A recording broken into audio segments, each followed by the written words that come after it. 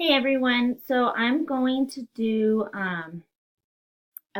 use pinto beans, and I'm actually gonna have them grow in the bag.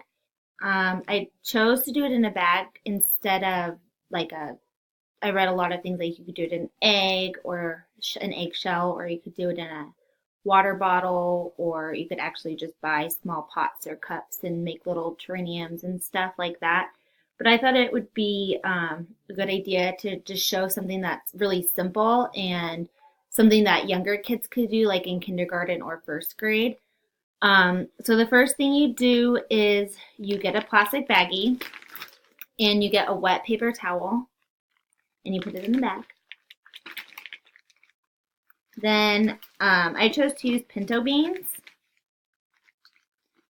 Um, so you just put some, so see the paper towel in the bag. Then you put some dried pinto beans or any kind of bean that you really want to put in there and kind of spread them out.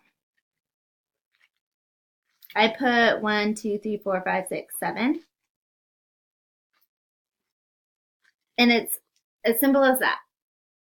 So what I would do if I were in the classroom is after all my kids did this, I would put their names on it, obviously, and then I would just hang them up on a window, tape or whatever, and that way it would give them a chance to, like, after a few days, we could bring them down and look at them and see how they're changing.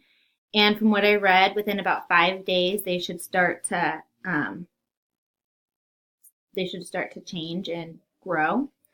So yeah, this was my take on a terrarium. Thanks.